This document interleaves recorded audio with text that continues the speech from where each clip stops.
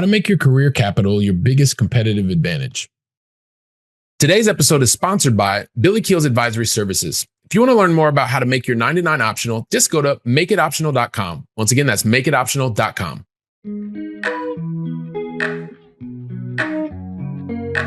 Helping you build freedom without losing your edge. This is the Going Long podcast with Billy Keels.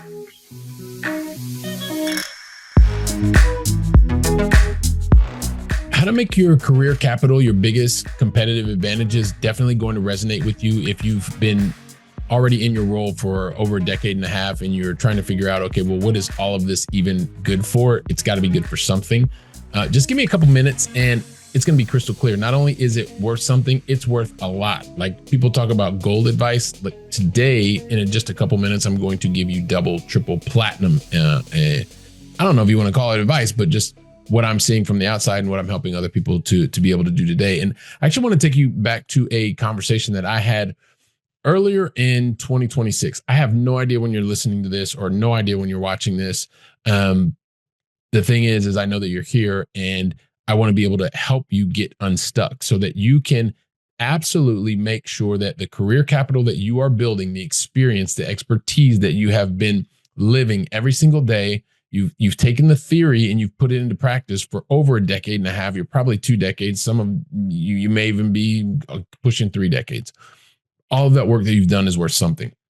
I was in a strategy call with someone who is a senior director at a very, very, very well-known enterprise software company. And the fact that we got into this conversation was one that I think is just absolutely phenomenal. I wrote a couple of things down that I want to be able to read. Like he had been in the industry for 22 years.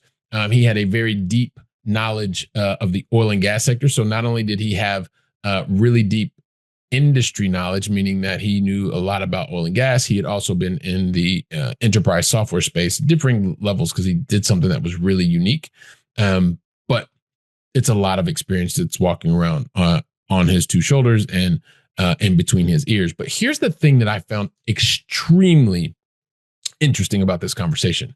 So this guy just has a little bit of a backstory. Like he has already in a very senior director position today, but he had not just been exclusively in big, large, multinational enterprise software companies. Like he'd taken a couple of startup opportunities. And what I found fascinating about this is that he very intentionally decided to go back to very large multinational because the small startups, the things that he saw, those were startups that failed, quote unquote, failed, that didn't give him exactly what he wants. But the thing that he understood is that he learned after that experience with the failed startups that there was a lot to gain from that experience, although he said it was failed, and what he could bring into the large multinational. And from the large multinational, I mean, this guy is really clear on what he wants to do, which is why I want to share this. Because a lot of times people say, well, yeah, you're just all about how do you leave your job? And I'm like, for the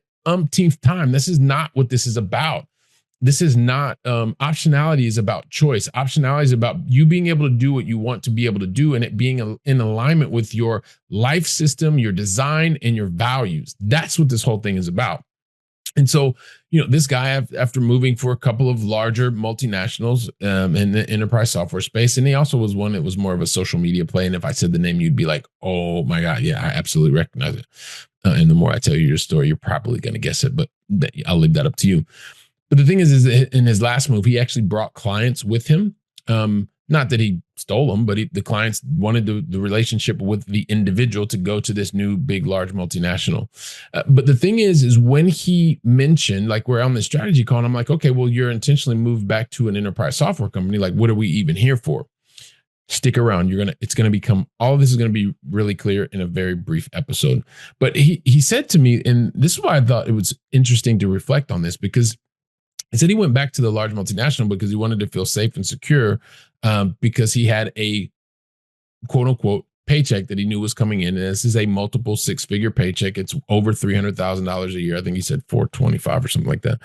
And he was able to be in a position where he was going to not have to worry about it. Like he doesn't have worry about checks because the first company that he worked for, he's got vested stocks and they're worth a lot of money. well into the seven figures. Just so you know, this is, but still, there's a problem.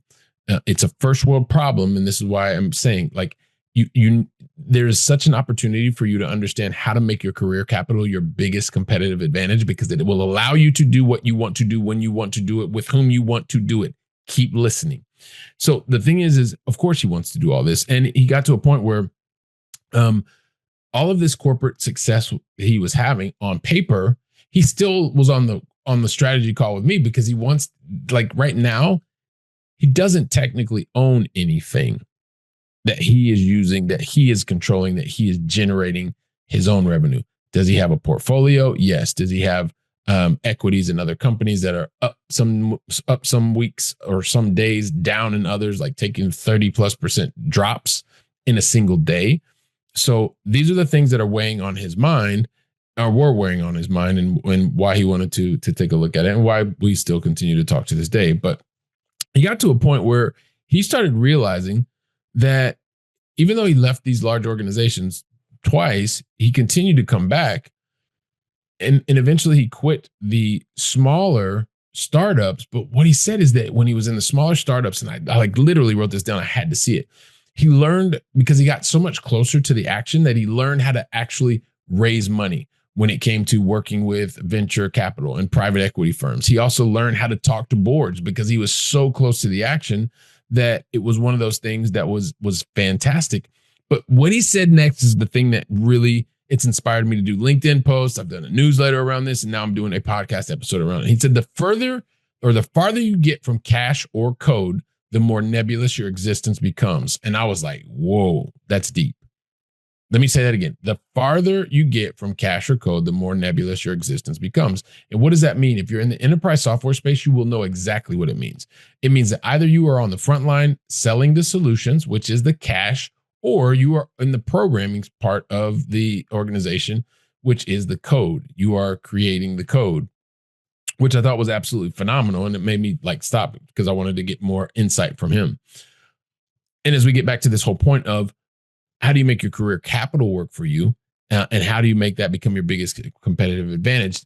Notice this person that I'm speaking to, he went in and out of large multinationals into startups. He learned a certain language. He took that back to multinational. And then he's very intentional about being in the multinational today, because even though he knows he's just one reorg away, or one change from somebody who's thousands or tens of thousands of kilometers away, he wants to be able to count on this paycheck, because he's being very intentional about the action that he's doing. He knows what type of role, senior director role, he's going in. He's getting he's used the leverage from his 20 years of experience and his deep industry knowledge around oil and gas. And he has relationships, right? This is the whole thing. It's your career capital. It is, what do you actually know? Who do you know? What networks do you have? All of those things are really, really important. And so he got to a point where, like, he realized that the network, the industry knowledge, the ecosystems, none of that information was something that was living inside of his CRM system, which is kind of like even more ironic, given, I'm not going to give it all away, but where this industry was, right? None of that is in your customer relationship management, meaning that you're keeping it all in the system. Well, it can be in the system, but that's not the only thing. The system can't actually develop the relationships with you. It can give you information, data points, but you've got to do that part yourself. That's why understanding how much your career capital is your biggest competitive advantage, because it's the thing that sets you apart. It makes you different. It differentiates you from the rest of everyone out there. So, this particular person, as I mentioned, 22 years. So over 20 years of relationships, different recognition of partners, of patterns also too, because you start to recognize patterns in certain cycles. This person, he's in sales. And so none of this actually happens in a very, very simple way. Like I said, all of this was a part of, and is a part of, his capital that he has generated, that he has created through trial and error. A lot more success than error. But he got to a point as well, and this is where I want to really just highlight this, is, remember, he's intentionally gone back into corporate life. And that's fine, right? I was in corporate life for 26 years, and it was 22 of the 26 years that I wanted the paycheck. I needed the paycheck. But guess what? The last 4, I didn't need the paycheck anymore. Didn't need it. But I was still going there. And I knew that I didn't have the language for it. I didn't have the wording for it, but I knew what I had was something special. It was something that was different. It was something that allowed me to differentiate myself from every single other person who was in the enterprise software space, that was in the largest accounts, that was in the Catalyst program or in the top talent program, always looking what was making me, and now sharing with other leaders, what is making you different. So because he was back in the corporate role and he did that by design, he found the right company for him, right? He found the right software because he was in the software space. He found the right role, meaning the title. And he realized that all of these different benefits, because he was extremely intentional about it and leaning into it, it was the right thing for his family. Even made a comment to me that, like, his spouse, his wife, was in the happiest place that she'd been in a really long time. Heck, he's in a really good place. Like, he's super happy about where he is right now. So please stop saying it's an anti-corporate thing, because it's not. That's a load of crap. This is about, what are you doing, and are you being intentional about the time that you're investing to be able to get the benefits that are right for you and for your family. He found his corporate dream job, believe it or not. Like, and so you're thinking, well, why in the world are you guys on the phone? It's like I said, he also wants this desire to own something that is generated, that is created by himself, that he controls, that's going to truly give him more time to be able to do the things that he wants to do when he wants to do them. So he's going through still. There's some issues with identity. There's some challenges that he's going through, but it doesn't stop him from being intentional, from taking the career capital that he has to put himself in the best situation. And even as he's in his corporate role, he's still looking for opportunities to be able to, in parallel, like on a parallel path, be able to to create something first, and then be able to use that to generate income, more confidence, new experiences, so that he's actually able to truly own his time. And even though he's now starting a new journey, or he's been in this new journey, it's been over time now, he is able to do the things that he wants to be able to do. He's just getting started, so he's far from where he wants to be in terms of his own personal ownership path, but he's made a lot of right decisions up until now. So he's taken all of the career capital to the good, the bad, the things that were happening that he didn't like at the time with the small startups. He's been able to position himself into large enterprise software company. He's had some equities that are still performing for him, but now he wants to be able to have something that he is truly owning, that is coming from assets that are still available to have even greater growth, like invest in other things and also build around his personal brand.